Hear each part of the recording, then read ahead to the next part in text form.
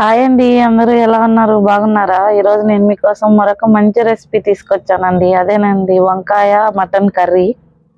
పులుసు mutton ఫ్లేవర్తో mutton ముక్కలు ఎంతో జ్యూసీగా ఎంతో టేస్టీగా ఉంటుందండి. ఒక్కసారి ట్రై చేసి చూడండి, మీరే అంటారు ఎంతో బాగుంది అని. ఇందుకోసం ముందుగా బాండి పెట్టుకొని ఆయిల్ వేసుకొని జీలకర్ర కరివేపాకు వేసుకోవాలండి. తర్వాత ఇందులోకి 3 టమోటాలు మిక్సీ ఆడించుకొని ప్యూరీ వేసుకోవాలండి. ఇప్పుడు ఇది ఉడుకుతుండగా మనము ఇందులోకి కొంచెం ఉప్పు పసుపు వేసుకోవాలండి. ఉప్పు పసుపు నేను లైట్గా వేసాను, ఎందుకంటే ఆల్రెడీ మటన్ ముక్కల్లో వేసాము. అందుకోసం కొంచెం చూసుకొని వేసుకుంటే, ఉప్పు తక్కువ ఉంటే లాస్ట్లో అయినా కలుపుకోవచ్చండి, ఏం పర్లేదు. ఇప్పుడు ఇది ఒకసారి కలుపుకొని మూత పెట్టుకొని బాగా ఉడికించుకోవాలండి. ఇప్పుడు మనం తెలుగు ప్రియుల కోసం నేను ఒక క్వశ్చన్ అడిగాను కదండి, తల్లి దయ్యం పిల్ల పగడం అని. రేగి చెట్టు అండి తల్లి అనేది దయ్యం లాగా ఉంటుందని. ఈరోజు ఇంకొక క్వశ్చన్, నిలబడితే నిలుస్తుంది, కూర్చుంటే కూలబడుతుంది. గెస్ చేయండి ఎంతమంది కరెక్ట్గా ఆన్సర్ చెప్తారో చూద్దాము. సో ఇదనేది మనకు కొంచెం దగ్గరగా అయిన తర్వాత ఇప్పుడు మనం కట్ చేసుకున్నటువంటి వంకాయ ముక్కలు వేసుకోవాలండి. ఇవి వేసుకొని ఒకసారి బాగా కలుపుకొని మళ్ళీ మూత పట్టి ఉడికించుకోవాలి. ఇందులోని వాటర్ అనేది దగ్గర పడుతుంది. సో తక్కువైనప్పుడు మనం చూసుకొని ఇంకొన్ని వాటర్ యాడ్ చేసుకోవాలండి. నేనైతే ఫ్రెష్గా ఉన్న మటనే తీసుకుంటున్నాను.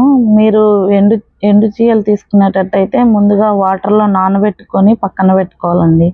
అందువల్ల అవి బాగా ఉడికి మెత్తగా అవుతాయి, జ్యూసీగా అవుతాయి. లేదంటే కొంచెం గట్టిగా ఉంటాయి. దీనిని మధ్యలో కలుపుకుంటూ ఉడికించుకోవాలండి. అప్పుడు అడుగంటకుండా చక్కగా ఉడుకుతాయి.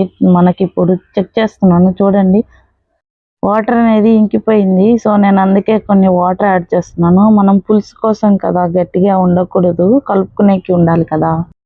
ఇప్పుడు చెక్ చేసినట్టయితే మనకి వంకాయ కొంచెం బాగా ఉడికిందండి, ఒక 80%. సో నేను ఇది తర్వాత మటన్ ముక్కలు వేస్తున్నాను. మటన్ అనేది ముందుగా ఉడికి పెట్టుకున్నానండి, అందుకోసం లాస్ట్లో వేస్తున్నాను.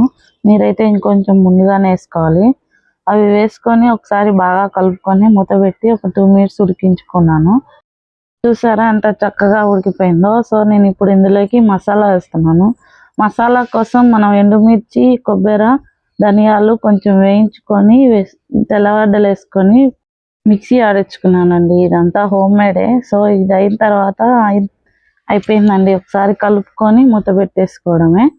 ఒక 2 నిమిషాలు ఆగిన తర్వాత స్టవ్ ఆఫ్ చేసి కొంచెం కొత్తిమీర వేసుకున్నాను. అంతేనండి, ఎంతో జ్యూసీగా టేస్టీగా ఉండే వంకాయ మటన్ కర్రీ రెడీ. ఇలాంటి మరిన్ని రెసిపీస్ కోసం ప్లీజ్ మా ఛానల్ని సబ్స్క్రైబ్ చేయండి. Thank you.